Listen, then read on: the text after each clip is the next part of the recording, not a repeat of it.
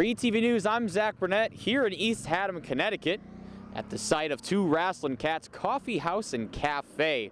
We're here to check out the unique twists and turns of this local coffee shop and really how they have boosted the morale of this community. With the original foundation of the house being laid in 1784, two Wrasslin Cats occupied 374 Town Street since 2013 when the shop originally opened. We caught up with a neighbor to the shop, Robert Duchik, to hear his thoughts. Overall, I mean, it brings a lot of different kind of people in, like kinds of people, and also just people who are like, oh, that's my friend playing, let me come here.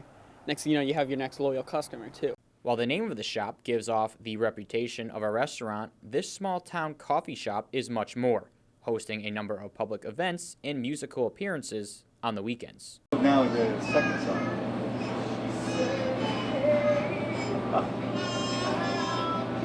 Very good. Wow. While many people travel far and wide to enjoy two Wrasslin Cats coffee and food, the shop has been a staple in the community with their teen coffee house hours, as well as the Catterday concerts. We caught up with John Chulo, a longtime customer, to learn why he keeps coming back. I think two Wrasslin Cats by far made a sense of community in East Haddam. It's just a place where you start to meet everybody you know. Just this morning I met some friends I hadn't seen in years, and this goes on all the time. You may meet some actors from the Goodspeed, you may meet people. There's a person here this morning from Switzerland. It really brought, I think, the town together. You know, be it our first selectmen's here, the different political parties, you could talk about anything, and everybody's always so friendly. So I think not long after he opened the business, I retired.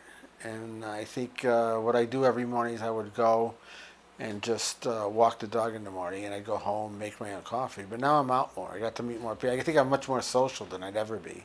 And I just like coming here, being social, meeting different people, instead of just, you know, just staying home and looking at a wall or something, watching television, which it's kind of boring. So it just makes it a little more exciting. And you know, as you grow older, you just get to be more social. You just meet a lot of different people, which is great.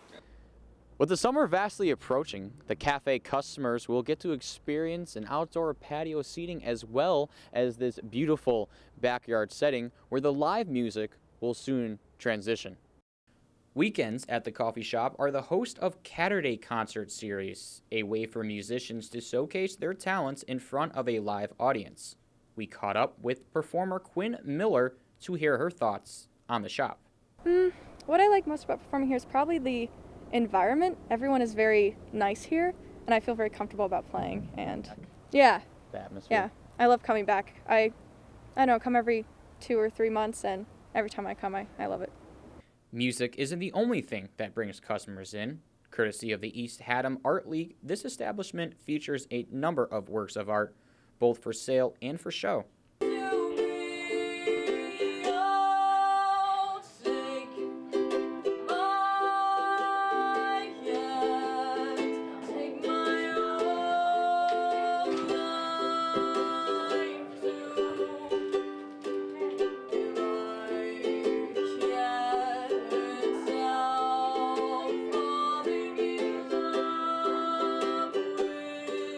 Running a small business is a major risk, but owner Mark Thiede was determined to succeed.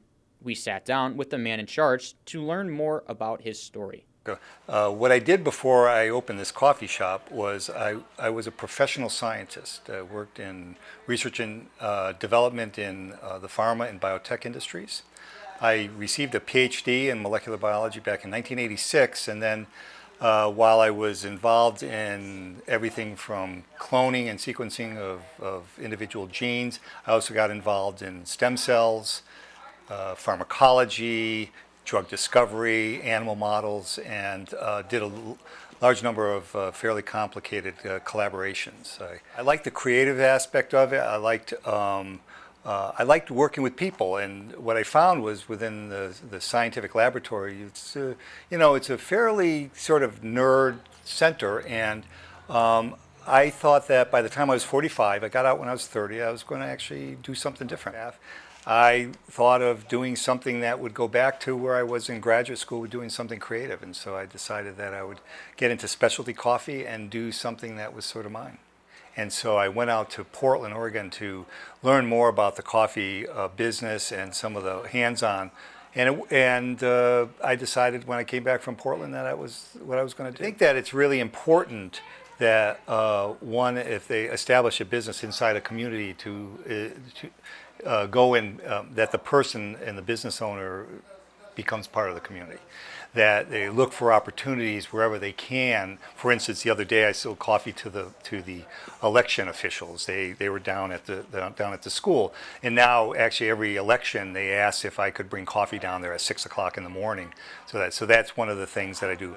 It's something that I think you have to really experience, I think, in order for you to get a true appreciation. But it's been for me really life shaping.